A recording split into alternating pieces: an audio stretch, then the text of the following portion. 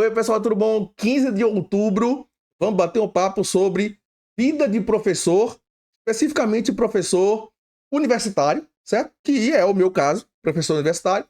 Falar um pouquinho sobre formação, sobre profissão e sobre prática. Então são esses três temas que a gente vai abordar.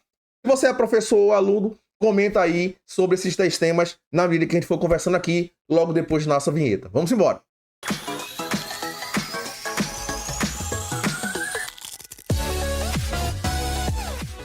Bom, gente, vamos começar nosso vídeo aqui. Eu sei o nosso canal é sobre TI, mas o professor Humberto é um professor de TI. Então, eu acho que vale um pequeno relato, uma pequena conversa sobre a vida do professor na área de TI. Obviamente, a gente tem professores em várias outras áreas que são tão importantes quanto a área de TI. Eu vou tentar focar na minha experiência, certo? E na experiência que eu tenho em ensino no terceiro grau, ensino em faculdade.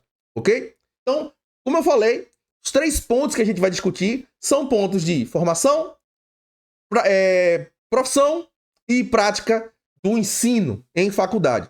Você é professor de ensino médio, né, professor do fundamental, etc. Então, eu sei que tem outras realidades, existem outros desafios, são coisas diferentes, mas eu vou focar naquilo que eu vivo, naquilo que eu me preparei para trabalhar, certo? Então, vamos lá. Primeiro, formação. Salvo professores de pedagogia, professores das licenciaturas, professores dessas áreas que têm uma formação específica em educação, o professor de ensino superior, ele não tem formação para ser professor. E esse é um fato muito importante. Normalmente, a gente aprende a ser professor na prática, no dia a dia. Porque os cursos de mestrado e doutorado, eles não preparam professores. Os cursos de mestrado e doutorado preparam cientistas. O trabalho do professor universitário, ele é um trabalho que tem três aspectos. Ele tem um aspecto de lecionar, ensino, tem um aspecto de pesquisa e tem um aspecto de extensão. Na verdade, a preparação que a gente tem para ser professor é uma preparação apenas da parte de pesquisa. Certo? Se você for fazer o teu mestrado, for fazer o teu doutorado, mesmo que você tenha o estágio docência, que é uma disciplina que a gente pode pagar no mestrado e no doutorado, essa disciplina de estágio docência, ela é muito limitada e, obviamente, quem está acompanhando o teu estágio docência, normalmente é um professor que também não teve essa formação. Então, se você é das áreas de ciências exatas, das áreas de ciências biológicas, né?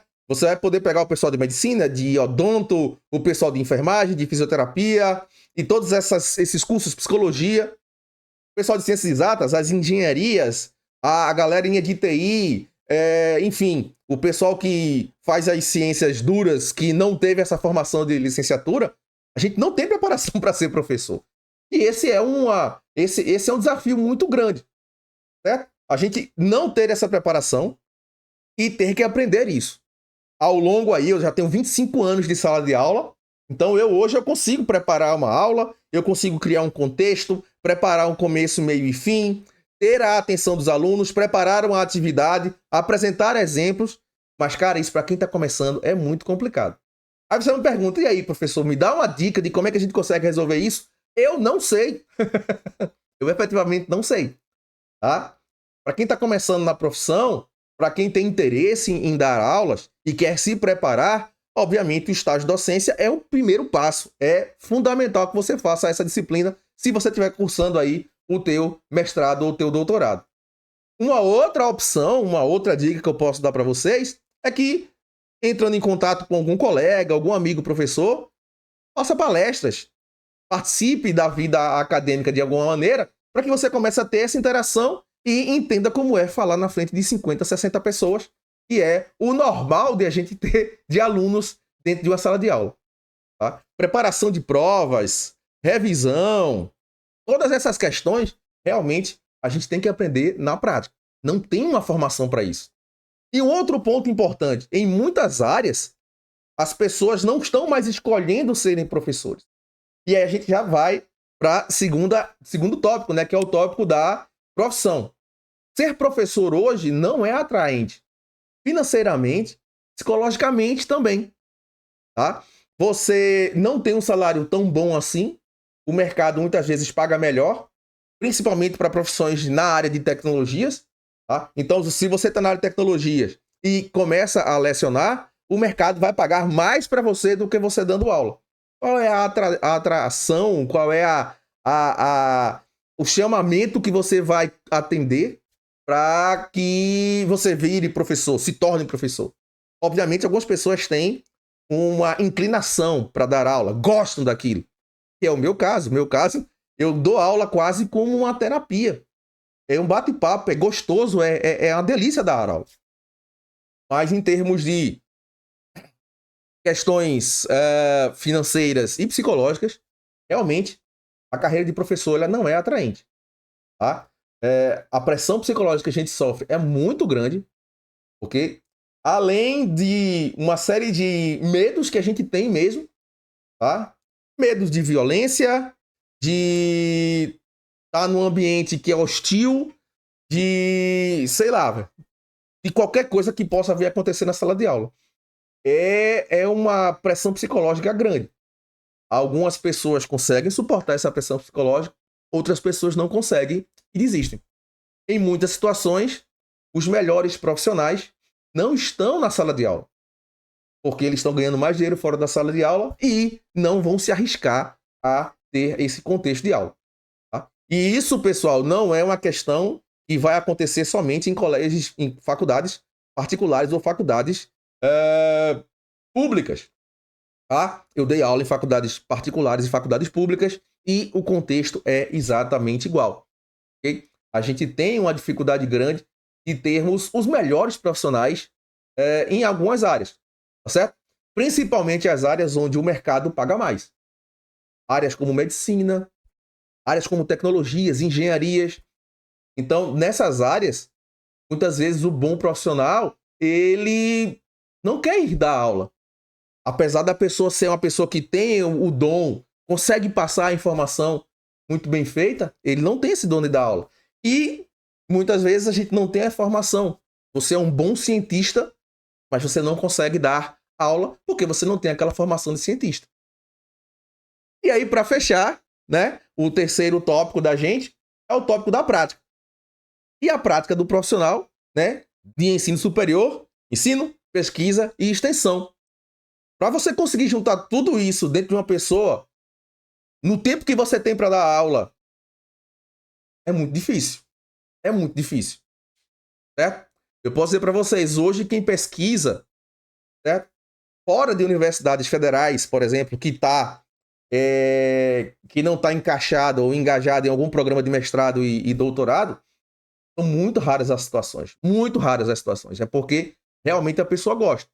Eu estou com alunos de iniciação científica agora fazendo pesquisa. Tá? Eu tenho artigos científicos para ser publicados.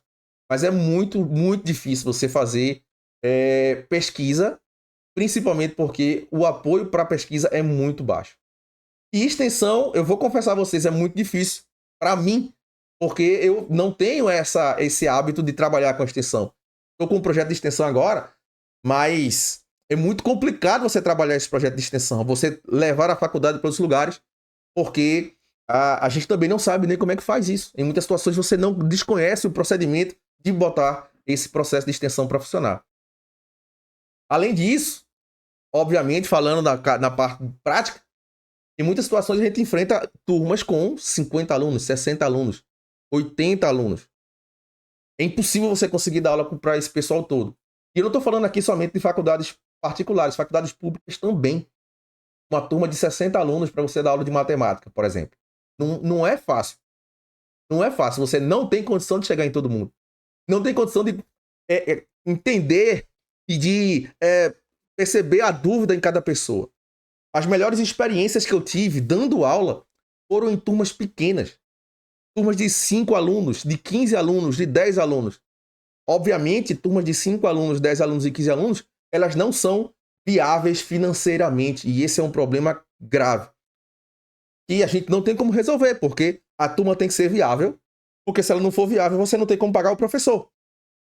Mas se a turma ela é viável financeiramente, o professor não consegue fazer, desempenhar o trabalho dele, porque a turma é grande demais e a gente não consegue entregar o assunto para todo mundo. Por mais esforço que a gente possa fazer.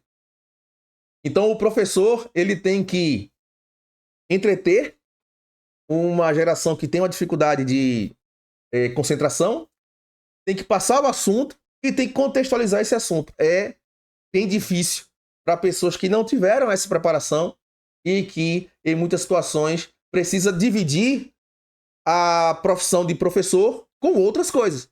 Muitas vezes, a gente escuta aquela situação, né? Professor, o senhor só dá aula ou também trabalha? Como se dar aula não fosse um trabalho. Em muitas situações, o professor precisa ter um segundo emprego para complementar a renda. Porque, de novo, a renda do professor, tanto em faculdades particulares quanto em faculdades públicas, ela não é uma renda que o mercado está pagando. Em muitas situações, o mercado paga o dobro do valor que um professor está dando aula.